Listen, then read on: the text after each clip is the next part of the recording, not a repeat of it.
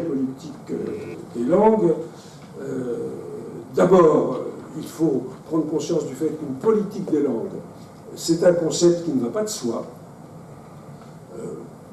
La vie administrative est ainsi faite dans notre pays et partout ailleurs en vérité, qu'on peut, s'agissant des langues, on peut laisser les choses aller d'elles-mêmes, dans une sorte de laisser-faire général qui hésiterait entre le darwinisme culturel, à savoir que les plus faibles disparaissent, en l'occurrence les langues les plus vulnérables, et d'autre part, ce qu'on pourrait appeler la politique du chien crevé au fil de l'eau.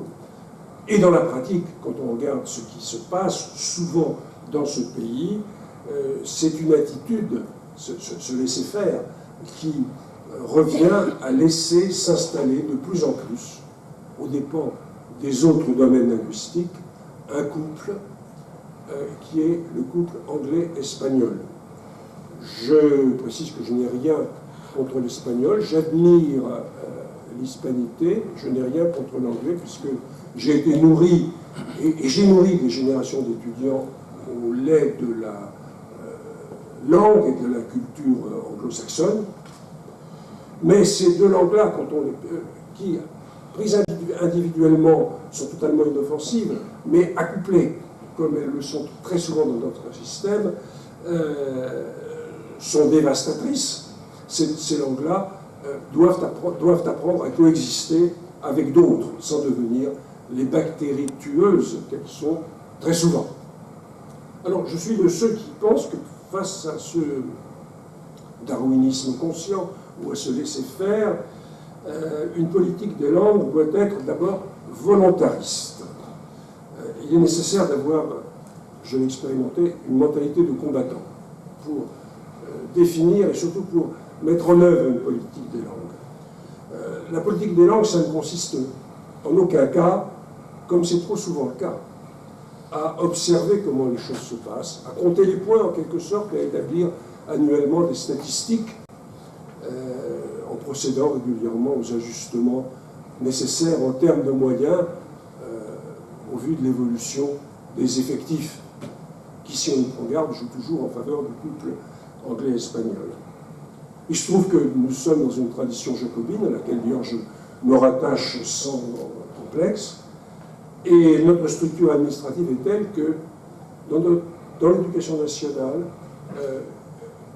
le décideur qui a une idée en tête et qui veut mettre en œuvre les mesures nécessaires à son application peut le faire, et il peut donc avoir un impact sur le cours des choses. Ça, c'est très important. Il n'y a pas de fatalité d'aucune sorte. Alors, une politique volontariste, une politique, deuxième point, qui soit centralisée à l'échelon académique. Il faut que le recteur en fasse son affaire personnelle. Pourquoi le recteur lui-même? Parce qu'il peut imposer à ce qu'on appelait autrefois les inspecteurs d'académie, les SDEN, maintenant les DAZEN, il peut imposer sa politique aux DAZEN qui l'imposeront, s'agissant du collège, aux principaux de ces établissements. La deuxième raison pour laquelle le recteur doit s'engager personnellement, c'est que seul ce pilotage rectoral va permettre un équilibrage, un arbitrage entre les luttes d'influence auxquelles se livrent tout à fait naturellement, c'est humain, les IPR des diverses langues, chacun ayant la tentation d'œuvrer au maximum pour sa boutique. Il faut qu'il y ait un exercice de l'autorité et que cette autorité se fasse jour à la faveur d'un arbitrage en faveur des langues qui ont été privilégiées par la politique académique. Naturellement, le recteur doit être soutenu et la politique, c'est un troisième point, si vous voulez, doit être approuvée et, si possible, appuyée par le ministère. Quand je parle du ministère, je ne parle pas des bureaux, je parle je ne parle pas naturellement de l'inspection générale de l'éducation nationale, sur laquelle il y aurait beaucoup à dire, beaucoup à ne pas dire, hélas.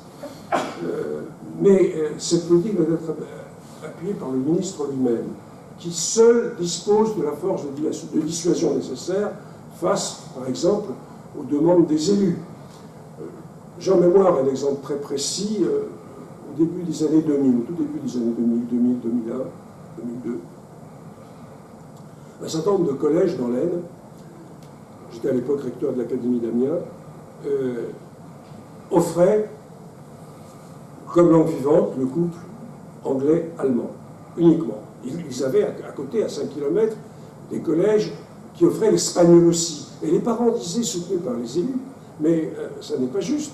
Pourquoi anglais et allemand seulement? Pourquoi pas l'espagnol? Offrez-nous donc un peu de diversité linguistique. Alors, vous dites, mes bons amis, je vous entends, c'est très bien. Je veux bien vous ouvrir de l'espagnol, mais sachez que dans 3 ans, vous n'aurez plus d'allemand. Ce sera disparu.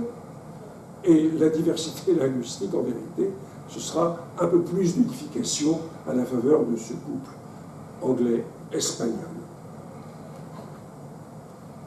Jack Lang, d'une part, Luc Ferry, d'autre part, dont je comprendrais bien qu'on puisse les contester sur tel ou tel secteur de leur action, ont été, je le disais en privé tout à l'heure, l'une d'entre vous, ont été des bons ministres pour les langues vivantes. Le premier, Jack Lang, m'a vigoureusement soutenu, en particulier dans cette affaire des collèges de l'Aisne, contre les récriminations de ses propres amis politiques, des gens, des députés. Je pense par exemple au député René Dauzière, qui fait parler de lui en passant à la moulinette régulièrement le budget de l'Élysée. C'est égaré de la raison. Alors, les gens écrivaient à Jack Lang en disant mais c'est scandaleux, Jack Lang ne veut pas ouvrir l'espagnol, et Jack Lang leur répondait régulièrement il a une politique linguistique, elle est cohérente, je la soutiens. Et ça, c'était la fin des criailleries, donc nous pouvions aller de l'avant. Quant à Luc Ferry, il m'a, à la faveur d'une conversation informelle qui avait eu lieu un jour à Lyon, entre lui et moi, il m'a donné le feu vert pour faire de cette académie une zone expérimentale pour l'enseignement de l'allemand. Bon, il se trouve que Luc Ferry avait gardé quelques souvenirs de son métier de traducteur de Kant, j'imagine, que donc il n'était pas tout à fait insensible à l'avenir de cette langue dans notre pays.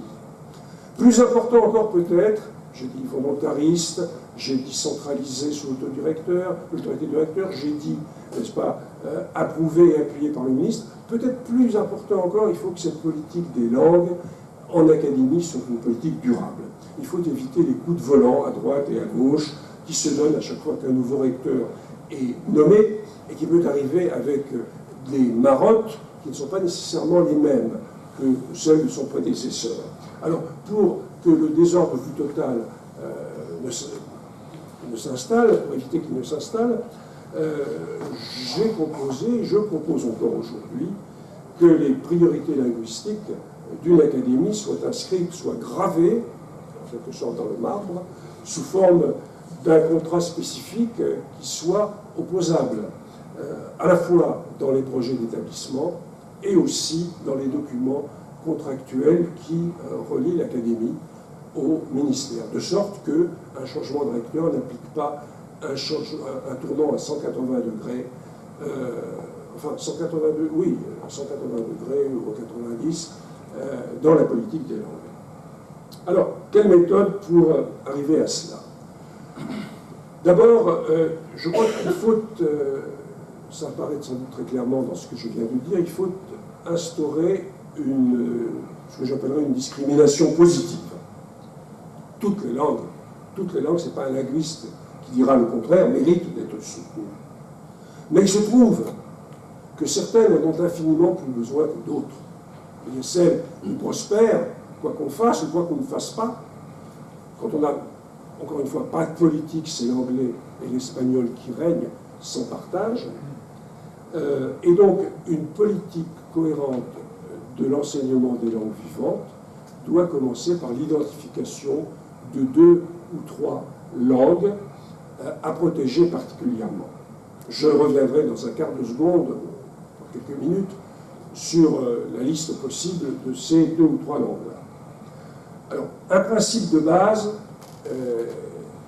qui a l'air fumeux, mais qui est parfaitement applicable, c'est de décider, de faire en sorte que l'offre suivent toujours la demande. Et non que la demande s'accommode tout simplement de l'offre. L'offre étant, par nécessité, très souvent malthusienne et dissuasive. Tout groupe d'élèves qui demande à faire de l'italien, tout groupe d'élèves qui demande à faire de l'allemand doit pouvoir obtenir satisfaction. Les moyens doivent s'adapter en conséquence. Il y a de quoi, bien sûr, faire hurler les gestionnaires de stricte obédience comptable, mais après tout, si ce sont les gestionnaires qui doivent mener une politique académique, autant supprimer la fonction de recteur, autant supprimer le ministre de l'Éducation nationale, autant laisser les bureaux décider, autant laisser les ordinateurs faire le travail. Ce qui, malheureusement, est souvent le cas. Les décideurs sont là pour décider, non pas pour couvrir de leur autorité, de leur pseudo-autorité, ce qui est le cours naturel et souvent fâcheux des choses. Donc ce primat de la demande peut très bien fonctionner. Moi, je le fais prévaloir dans plusieurs académies et je peux vous dire que ça n'a pas ruiné les académies que j'ai ainsi traitées. Lorsque je suis parti, on n'a jamais pu déplorer que ces académies soient en déficit. Alors, dans la pratique, on peut bien entendu mettre en place par anticipation une offre adaptée à la politique académique. C'est une solution qui évite les surprises, mais quoi qu'il en soit, il serait scandaleux qu'on laisse sans enseignement, ne serait-ce qu'un groupe de 4 ou 5 élèves qui demandent. Alors, ça vaut très bien pour le latin et le grec. Ce que je dis est tout à fait transférable à tout autre enseignement. Ça vaut pour l'allemand, ça vaut pour l'italien, ça vaut pour le latin. C'est ça le service public. Le service public, c'est de satisfaire la demande. Alors, les principes. Une politique des langues doit d'abord être, cela encore, ça ressort de ce que je viens de dénoncer, ça doit être diversifié. Encore une fois, il ne s'agit pas de saper le rôle ni de l'espagnol ni de l'anglais. Je rappelle que je suis linguiste et angliciste. Mais il faut, c'est un devoir presque sacré, il faut tout faire pour que le paysage linguistique se réduise à ce couple-là, à ce duo qui est de plus en plus dominateur, si on y prend garde. L'assèchement qui résulterait de triomphe sans partage, du couple anglais-espagnol, serait une catastrophe culturelle, mais aussi une tragédie économique et politique. Deuxième point, qui n'est pas du tout contradictoire avec le premier, qui doit le compléter, le nuancer, diversifier, oui, mais cibler. Je veux dire par là que comme il s'agit d'affirmer des priorités, on ne peut pas donner la priorité à 15 langues, autres que l'espagnol et l'anglais. Trop de priorités tue naturellement l'idée même de priorité. La perfection ne consiste pas en la multitude des choses, disait saint Vincent de Paul, elle consiste à les bien faire. Voilà. Il suffit. Alors évidemment, si je veux soutenir 20 langues, je n'en soutiens aucune et je contribue tout simplement par cette indifférenciation à... vous ne m'entendez pas? J'ai dû l'éteindre par mégarde. Merci beaucoup. Là, ça va mieux? Oui. Parfait. N'hésitez pas à l'interpeller. Voilà. L'indifférenciation, c'est renforcer le monopole des 2 langues dominatrices. Donc, il faut que les langues protégées, par ailleurs, soient clairement identifiées et ciblées. Donc, à mon sens, je m'engage moi-même, je n'engage que moi, mais je parle sur la base de l'expérience que j'ai faite pendant les quelques 14 ans où j'ai exercé les fonctions de recteur. Seules 2 ou 3 langues peuvent faire l'objet d'une priorité de cette nature. C'est une question de clarté politique. 2 ou 3 langues qui, naturellement, ne seront ni l'anglais ni l'espagnol, qui se débrouillent très bien tout seuls. Merci pour eux. Ils n'ont pas besoin d'une assistance spécifique. Alors, quel choix faire? C'est difficile de dire qu'on va mettre sur pied une carte des langues. Il faut c'est mon idée en tout cas, pondérer quelques critères simples qui peuvent être, par exemple, la dimension d'héritage culturel que comporte telle ou telle langue, l'existence d'un passé commun avec la France qui facilite les choses, une vraie dimension internationale sous-jacente à chacune de ces langues, et puis, pourquoi pas, même si ce n'est pas le critère principal, une dimension économique. Alors, c'est à la faveur de ces critères que j'avais théorisé ma propre carte des langues au tournant du siècle, c'est-à-dire fin des années 90, début des années 2000. Encore une fois, sans dynamiter le couple fatidique anglais-espagnol, mais en le maintenant, peut-on espérer, dans des limites raisonnables. Alors, ces langues, c'était, alors, vous l'avez compris déjà, l'allemand. Pourquoi l'allemand, à soutenir particulièrement? Et ça c'est assez important, je crois, ce que je veux dire, parce qu'il existe encore, dans nombre de régions françaises, une prévention presque atavique contre l'allemand. Moi, je me souviens très bien, dans le département de la Somme, dans le département de l'Aisne, avoir entendu des gens, dans les années 90, de dire « Moi, je ne laisserai jamais mon fils faire du Bosch. » Sikh. Bon, il faut comprendre, hein, la bataille de la Somme, ça, bon, ce n'est pas rien. Mais quand même, je veux dire, nous n'avons pas été guidés par les préjugés en matière éducative. Et puis aussi, l'autre raison pour laquelle il convient de privilégier l'allemand, quand on peut le faire, quand on veut le faire, c'est que des esprits que l'on pourrait espérer plus raisonnables, plus responsables, plus éclairés, partagent et colportent les mêmes préjugés. Je voudrais ici faire un sort aux déclarations particulièrement remarquables faites l'an dernier, c'était je crois le 1er juin 2015, par le recteur de l'Académie de Caen. Je ne sais pas s'il y a des germanistes de Caen dans l'assistance, mais s'il y en a, vous pourrez, si vous en connaissez, vous pourrez leur dire que j'ai parlé de ce cas. J'avais été saisi par une germaniste qui m'avait fait passer le compte-rendu absolument hallucinant, validé par le recteur d'ailleurs en plus, c'était validé, hein, d'une audience entre l'ADAF en l'occurrence, et le recteur de l'Académie de Caen, M. Christophe Prochasson, brillant historien s'il en est, et qui reprenait exactement les mêmes clichés, d'une façon tout à fait scandaleuse.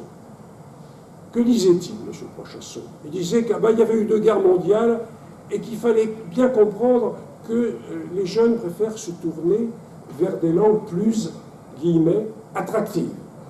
Bon. Deuxièmement,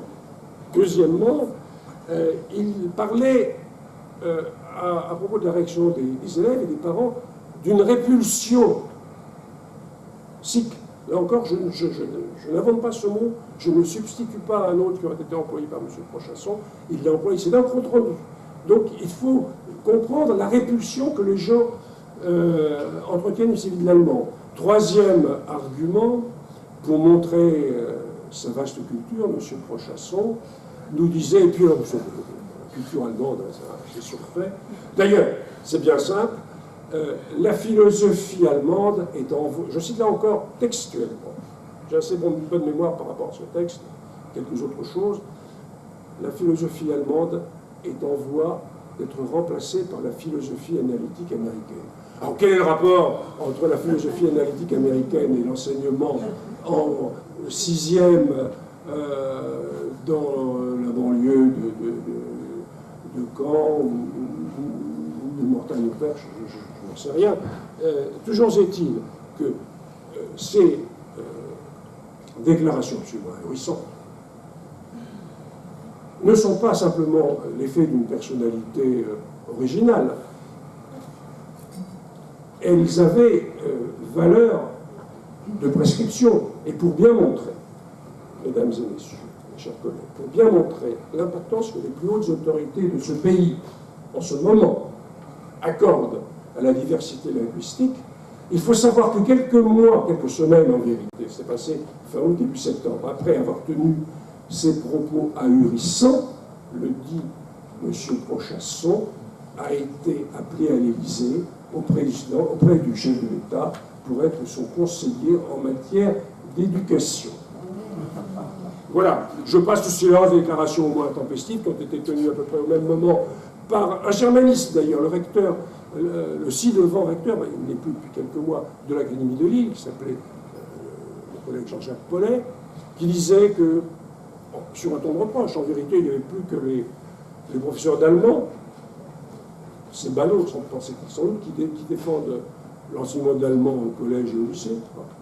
Et puis alors, il y avait l'inénarrable ci-devant, lui aussi recteur de Corse, M. Michel Barra, qui avait carrément dit que les professeurs d'allemand étaient des terroristes. Bon, c'est un tout petit peu exagéré. Peut-être pas totalement faux, je n'en sais rien, mais ça n'est pas exagéré. En tout cas, si ce sont des terroristes sympathiques. Alors, vous voyez, la parole officielle, dans certains cas, et je ne veux pas faire une fixation sur le règne de Mme Najat Vallaud-Belkacem, on est ici sur des choses qui sont presque des invariants. La parole officielle relaie, vis-à-vis de cette langue particulière, quand même la première langue de l'Europe, les préjugés les plus éculés et les plus infondés.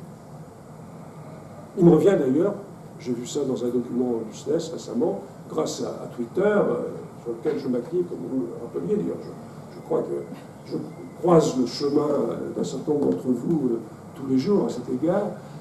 Grâce à un document publié par le SNES, j'ai pu comprendre que la rectrice de Poitiers, l'actuelle, avait tout récemment repris la vieille chanson nadjatienne concernant l'allemand, pour lequel on n'avait jamais autant œuvré que depuis qu'elle est ministre, Mme Najat Vallaud-Belkacem, de l'Éducation nationale. Il y a une véritable mise en œuvre de mensonges, c'est un mot que je n'emploie pas à la légère, de la part de la ministre et de son équipe, pour nous faire croire qu'une langue qu'on est en train de démolir de manière systématique fait l'objet d'un traitement de faveur.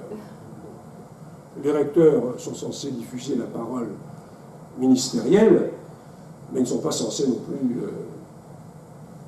comment dirais-je, contrevenir à l'honnêteté, encore moins à l'honneur. Enfin, ça reste entre nous. Alors, mes deux autres langues, il y en a une que j'ai citée, l'italien, et l'autre à laquelle je pense, et j'ai pensé, et pour laquelle je m'étais activé, et ça marchait très bien, c'était le portugais.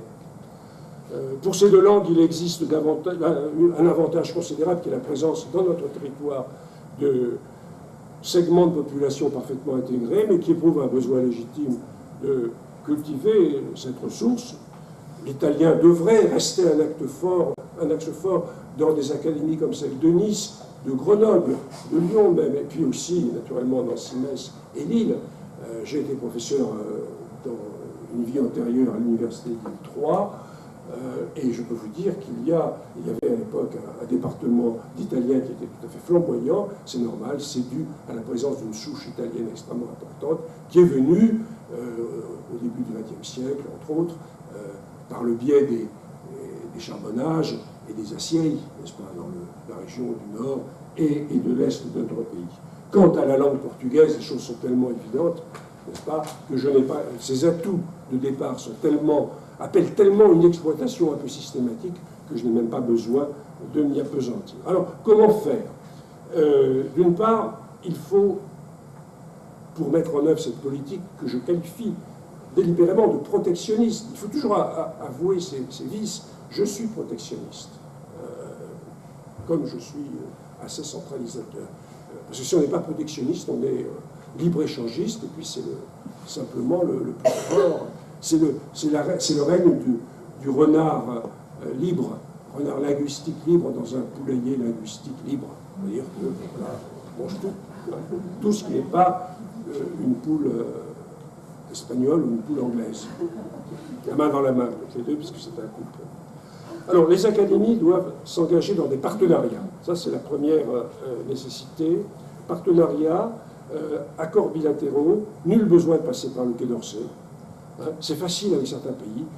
Parler du Portugal il y a un instant, j'ai mené une politique extrêmement active, tant à Amiens qu'à Lyon, grâce à une relation très privilégiée que j'avais avec l'ambassadeur portugais de l'époque, M. Monteiro, qui était un homme très engagé dans la défense et le développement d'enseignement de sa langue en France, et si bien qu'à Lyon, en 2004, en 2005, plus exactement, en présence du président de la République portugaise lui-même, qui avait fait le déplacement, j'avais signé avec l'ambassadeur de l'époque, qui s'appelait M. Lehn, j'avais signé un accord de partenariat qui s'est traduit par des résultats suffisamment rapides pour que je puisse les constater moi-même avant mon départ, 2 ans plus tard, de l'Académie de Lyon. Avec les Allemands, c'est un peu plus compliqué parce que si les Portugais s'investissent au niveau central, le pouvoir central, avec les Allemands, il faut bien le dire, il y a une tendance du côté de l'autorité fédérale, le pouvoir central, à ne pas s'investir dans la défense de la langue allemande. On a même vu, il y a quelques 2 ou 3 ans, l'actuel président fédéral, Gauck, M. Joachim Gauck, dire qu'il était souhaitable pour l'Europe que tous les peuples d'Europe adoptent la même langue et qu'il ne pouvait être bien entendu que l'anglais. Bon, le président fédéral a un rôle très protocolaire, très symbolique. Heureusement, les autorités fédérales plus actives, plus engagées, en jugent parfois différemment. Et je me souviens d'une impulsion très forte qui avait été donnée à Saarbrück, c'était en 2004, je crois, le 18 novembre 2004, où, sous la présidence conjointe du ministre de l'Éducation de l'époque, qui s'appelait François Fillon, et du Premier ministre, le ministre-président de Sarre, qui avait en la matière rang de plénipotentiaire fédéral pour les affaires relevant du traité de l'Élysée, traité franco-allemand, il y avait eu une rencontre solennelle, mais également concrétisée par des engagements précis qui ont été tenus, en tout cas pendant quelques années, entre les recteurs d'académie et leurs homologues allemands, qui sont les ministres des cultes, plus exactement Kultusminister, c'est pas exactement ministre des cultes, des Länder, qui sont véritablement en charge de l'enseignement du premier et du second degré dans chacun de ces différents Länder. Ça marche très bien. Il y a des Länder, je pense au Baden-Württemberg, avec lequel j'ai beaucoup travaillé lorsque j'étais à Lyon. Je pense à la Thuringe, avec laquelle j'avais beaucoup travaillé quand j'étais à Amiens, tant à Erfurt qu'à Amiens même. Il y avait un ministre des cultes qui était un jeune politicien extrêmement dynamique, qui a été appelé à un grand avenir, il s'appelait Dieter Althaus. Malheureusement, sa trajectoire a été interrompue par sa propre fougue. Un jour, il a, c'est une anecdote, je m'écarte un peu de mon sujet, un jour, en faisant du ski, il a tué accidentellement une brave dame qui est passée par là, et ça a été, bon, c'était un coup terrible pour lui, et ça a été la fin d'une carrière politique qui probablement l'aurait mené à la chancellerie fédérale.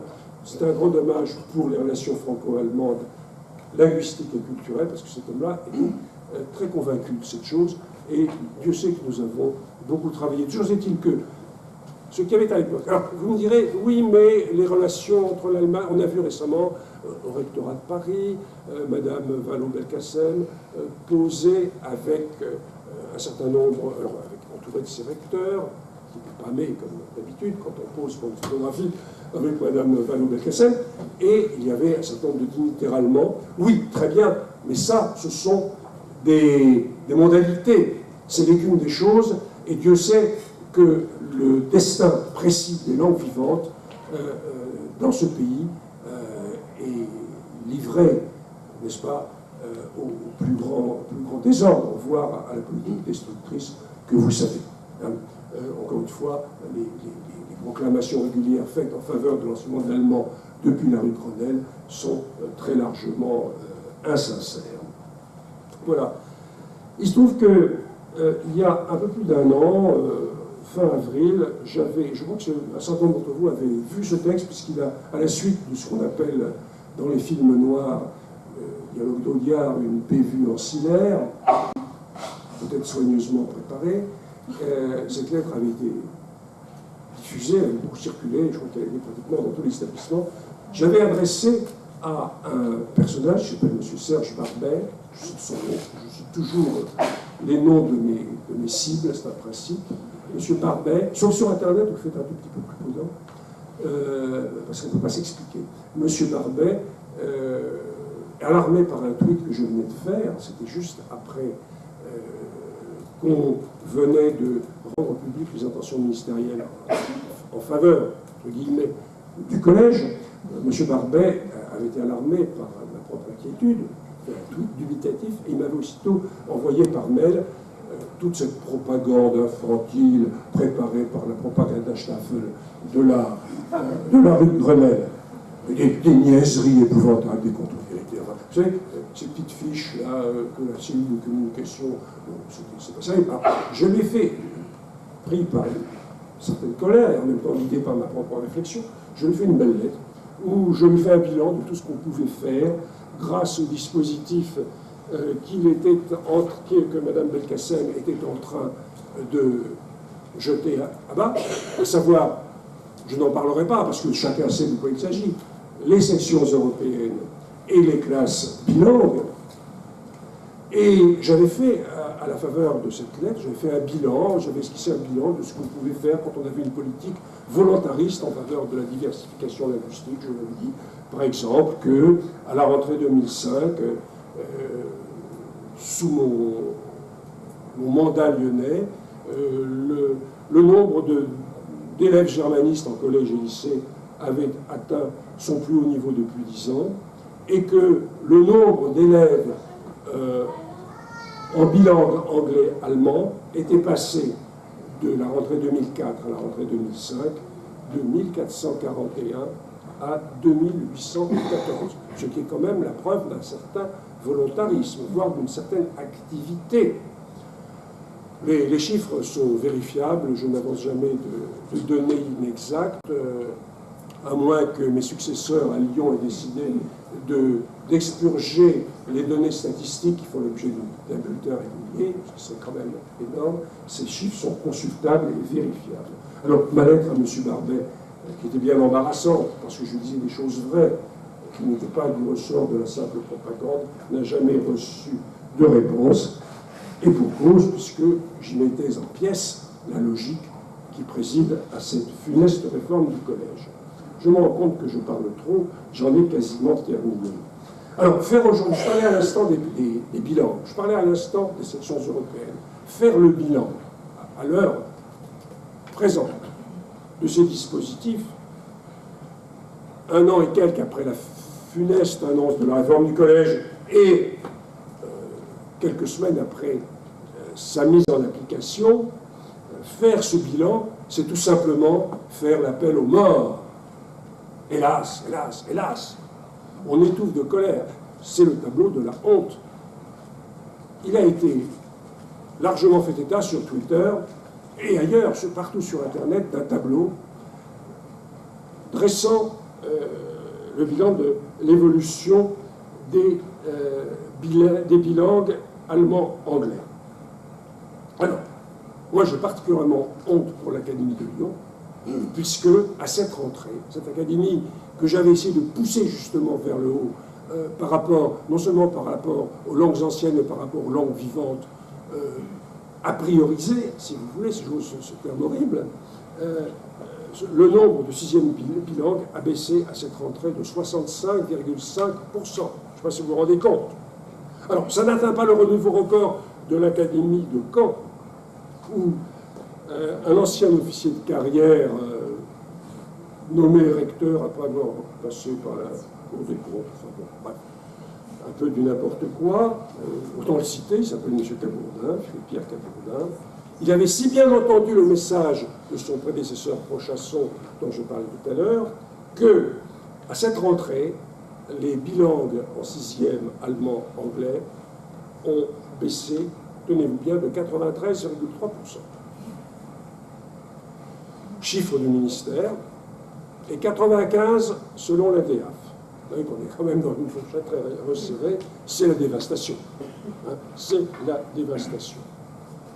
En même temps, heureuse Académie de Paris qui a réussi à préserver près de 100% de ses bilangues. Seul un mauvais esprit pourrait y voir un rapport avec le fait que les berges de la Seine hébergent un certain nombre d'enfants, de dignitaires politiques, d'élus, de ministres, de hauts fonctionnaires. Personnellement, je n'en crois rien. Je pense que ça avoir un bon recteur à la tête de la capitale. Il a changé, d'ailleurs, il est nommé au Conseil d'État. Voilà. En vérité, et j'en ai quasiment terminé, ce sont ces dispositifs mûrement conçus, mûrement construits, que Madame Najat Vallaud-Belkacem et sa directrice générale de l'enseignement scolaire, si sympathique et si humaine, ont choisi de mettre en pièces. Même, j'en reviens à l'épigraphe du début, même si cela prendra nécessairement des années, même s'il est bien plus long de faire croître un chêne que de l'abattre, il faudra dès que possible, en vérité dès maintenant, il faut y penser dès maintenant, dès aujourd'hui, avec détermination, il faudra revivifier ces structures, quitte à ce que le ministre du moment, pour ne pas s'entendre reprocher de faire du neuf avec du vieux, etc., vous n'êtes capable que de penser au passé, quitte à leur donner un nouveau nom, peu importe. On peut les appeler de 36 façons. Ces sections bilan, ces classes bilan ou ces sections européennes, l'essentiel, c'est que ces bonnes idées qui avaient fait leur preuve, qui étaient en train de redonner vie à la langue italienne, à la langue allemande, à la langue, dans les académies dont je m'étais occupé, à la langue portugaise, soient de nouveau à l'honneur. Alors, peut-être une remarque finale. J'ai beaucoup parlé des langues étrangères, de la diversification, mais il y a un aspect qui n'est peut-être pas le moindre dans ce dossier, c'est que lorsqu'on défend les langues vivantes et leur diversification, on œuvre en même temps pour la francophonie, on œuvre pour la langue française.